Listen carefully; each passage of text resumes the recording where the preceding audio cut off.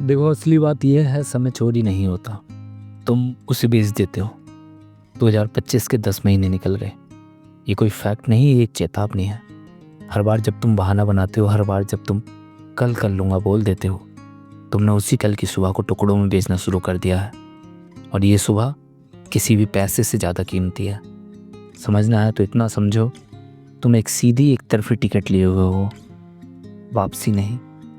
उस टिकट पर जो भी हुआ वो तुम्हारी कहानी बनेगा। समय को हैंडल करने का पहला नियम है कर्ज नहीं लेना। मतलब क्या? मतलब यह है कि तुम अपने आने वाले कल से उधार लेकर आज आराम मत करो। आज जितना आराम करोगे उतनी ही मेहनत कल करनी पड़ेगी। बहुत से लोग मानते हैं कि आराम भी ज़रूरी है। हाँ, सही है, पर आराम और आलस में फ़र्क समझो। आराम एक रिचार्ज है, आलस एक खोई हुई संपत्ति। रिकवरी चाहिए तो शेड्यूल में रखो और बाकी घंटे खर्च करो उस चीज़ पर जो आगे बढ़ाएगी। एक छोटा सा खेल खेलता हूँ। मान लो आज तुम्हें अचानक बहुत सारा पैसा मिल गया, ज़बरदस्त रकम, इतनी कि आंखें चमक जाएं। अब बताओ, अगर उसके साथ एक शर्त जुड़ी हो कि कल सुबह तुम फिर कभी नहीं उठोगे, क्या कोई बुद्धिमान इंसान उस पैकेज को लेगा? शायद नहीं। यही तो साफ बताता है कि हम किसी अनमोल चीज़ को हर रोज़ बगैर सोचे समझे फेंक रहे हैं। अब उस चीज़ है समय। समय कोई अमूर्त शब्द नहीं है, ये तुम्हारे हर अगले फैसले की बेसलाइन है। तुम कहते हो ज़िंदगी की कदर करो, पर असल में समय की कदर करो, क्योंकि ज़िंदगी तो समय के अंदर चलती है। वक्त को रोको तो ज़िंदगी रुकेगी, वक्त को तेज़ करो तो ज़िंदगी पल में ख़त्म हो जाएगी। समझ रहे हो ना? यही बात है, समय यही है असली करेंसी। एलन मस्क के पास भी 24 घंटे हैं, हमारे पास भी। फ़र्क बस इतना है कि वो हर मिनट का हिसाब रखता है और हम उसे यूं ही गवा देते हैं। लोग सोचते हैं एलन मस्क कोई जीनियस है, पर सच ये है वो डिसिप्लिन्ड है। वो टाइम को प्लान करता है, किस पल क्या करना है सब फिक्स। किसी ने पूछा इतना सब कैसे मैनेज कर लेते हो? उसने कहा मैं मल्टीटास्क नहीं करता, मैं टाइम बॉक्स करता हूँ। मतलब हर काम का वक्त है, उस वक्त में बस वही काम। अब देखो, हम सुबह उठे, फ़ोन खोला, रील्स देखी, मीम्स देखे, 1 घंटा गया पर हाथ कुछ नहीं लगा। एलन मस्क उसी 1 घंटे में रॉकेट की डिटेल पढ़ता था। कई लोग बोलते हैं मेरे पास टाइम नहीं है, असल में टाइम है, बस डायरेक्शन नहीं है। एलन मस्क जानता है कि क्या करना है और क्या नहीं। तुम भी सीखो, हर चीज़ के लिए टाइम नहीं बनता, सही चीज़ के लिए बनाना पड़ता है। वक्त वही है जहाँ तुम्हारा ध्यान है। अगर काम में मज़ा है तो 2 घंटे मिनटों जैसे लगते हैं, पर अगर मजबूरी है तो 10 मिनट भी भारी लगता है।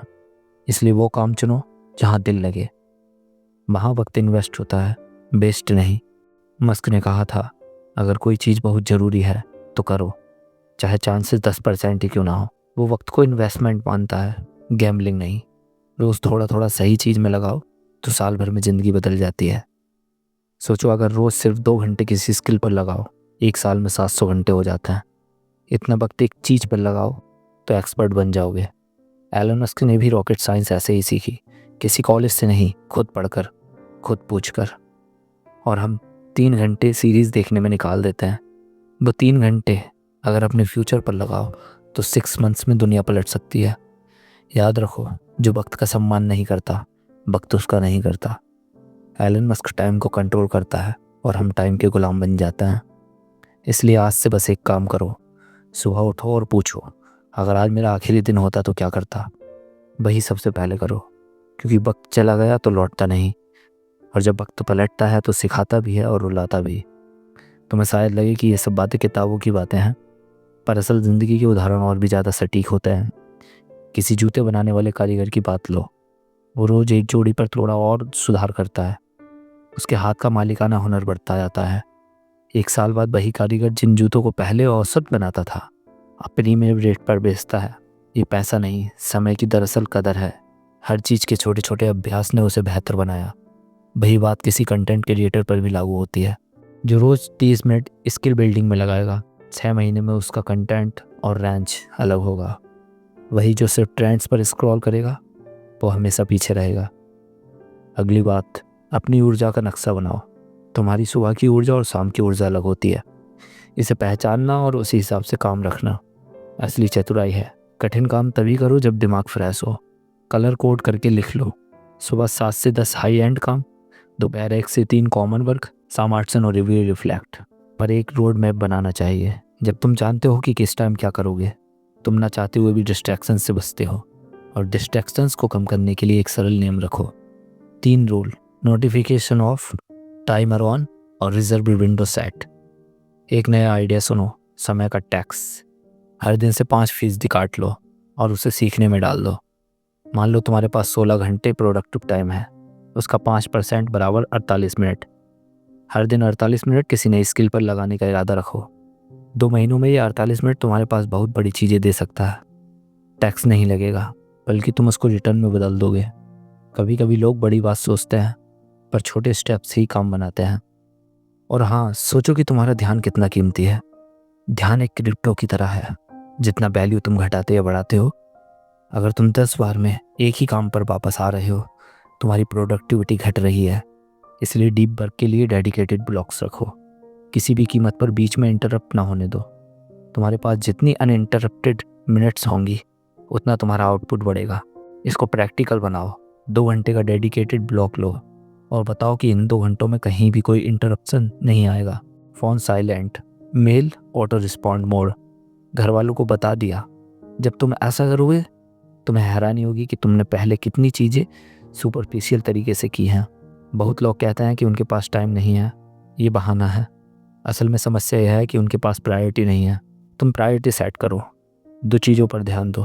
क्या ये काम तुम्हारी वैल्यू बढ़ाएगा, और क्या ये काम तुम्हें अगले 6 महीनों में बेहतर बनाएगा? अगर जवाब नहीं है, तो वो काम एंटरटेनमेंट लेवल का होना चाहिए, रिवार्ड के रूप में और सीमित टाइम में। देखो, भगत सिंह की बात इसलिए कर रहा हूँ कि वो उम्र में छोटे थे, पर हर पल का हिसाब रखते थे। जेल में भी उन्होंने पढ़ना, लिखना, सोचना नहीं छोड़ा, वक्त को व्यर्थ नहीं छोड़ा। ये गर्व की बात नहीं, ये रियलिटी है। जब इंसान का मकसद साफ होता है, तो वो अपने छोटे छोटे पल भी सही काम में लगा देता है। और एलन मस्क वो कोई जीनियस नहीं, बस इसलिए अलग दिखते हैं क्योंकि उन्होंने अपने दिन को छोटे छोटे हिस्सों में बांट रखा है। हर मिनट का उद्देश्य तय कर लिया है। यही फ़र्क है मकसद और तरीका। तुम्हें भी बस यही अपनाना है। एक नया उदाहरण देता हूँ।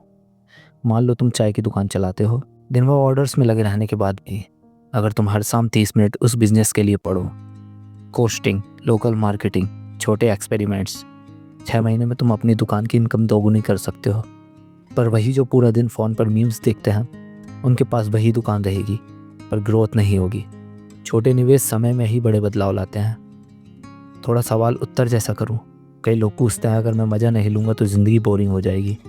बिल्कुल नहीं, मज़ा ज़रूरी है, पर उसे इकोनॉमिकली यूज़ करना चाहिए। जैसे तुम अपना बजट बनाते हो, खाने के लिए, बचत के लिए और मनोरंजन के लिए, वही टाइम के साथ भी करो। एंटरटेनमेंट बजट घटाकर ग्रोथ बजट बढ़ाओ। 2 महीने के लिए ट्रायल रखो। अगर तुम्हें लगेगा कि तुम्हारी खुशी कम है, तब एडजस्ट कर लेना। पर ज़्यादातर लोग ये बदलाव करने के बाद महसूस करेंगे कि असली संतुष्टि एक्सपोनेंशियली बढ़ी है। अगले 14 दिन हर दिन सुबह उठकर 25 minute ready to use skill पर काम करो। राइटिंग, डिज़ाइनिंग, कोडिंग, सेल्स, जो भी हो। दिन में एक बार 45 मिनट का डीप वर्क ब्लॉक लो और रात को 10 मिनट रिव्यू करो। अगर तुम ये 14 दिन पूरा कर लेते हो, तुम्हारे अंदर 2 तरह की चीज़ें बदलेंगी। एक डिसिप्लिन बनेगा, 2 छोटे छोटे रिजल्ट दिखने लगेंगे, और मोटिवेशन अपने आप बढ़ेगा। अपना माइंडसेट बदलो। तुम अगर सोचते हो कि मैं बाद में कर लूँगा, तो ये सोच हर बार तुम्हें कमज़ोर करती है। तुम्हें हर बार सुबह उठते ही खुद से कहना चाहिए, आज मैं एक ऐसा काम करूँगा जो मेरे कल को बेहतर बनाएगा। छोटा काम भी चलेगा, पर उसका होना ज़रूरी है। लिखो, बोलो या किसी को बताओ। कमिटमेंट को सार्वजनिक बनाओ तो वो टिकता है। समय का असली महत्व ये नहीं कि तुम कितना व्यस्त दिखते हो, बल्कि यह है कि तुम्हारी व्यस्तता किस दिशा में है। अगर तुम बिजी होने को प्रोडक्टिविटी समझ रहे हो, तुम भ्रम में हो। असली प्रोडक्टिविटी वो है जो तुम्हें आगे ले जाए। इसलिए कल का जो सपना तुम देखते हो, उसे आज के छोटे कदमों में बांटो और रोज़ 1% बेहतर बनने का लक्ष्य रखो। साल भर में ये 365% का फ़र्क नहीं, पर कंपाउंड में बड़ा फ़र्क बनता है। और हाँ, नीचे कमेंट में लिखो, मैं अगले 30 मिनट की वैल्यू 1 लाख से ज़्यादा बनाऊंगा। ये वाक्य तुम्हें जब भी सुस्त लगेगा याद दिलाएगा कि तुमने एक पब्लिक वादा किया था।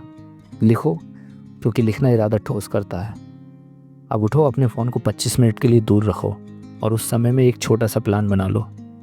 क्या सीखोगे, क्या करोगे, किस टाइम पर, फिर बस शुरू कर दो। समय तुम्हारा इंतज़ार नहीं करेगा, पर अगर तुम उसे सही जगह लगाओगे तो वो तुम्हें गिफ्ट देगा जिसे पैसा नहीं खरीद सकता। और नए हो तो चैनल को सब्सक्राइब कर लो। मिलते हैं नेक्स्ट वीडियो में। धन्यवाद।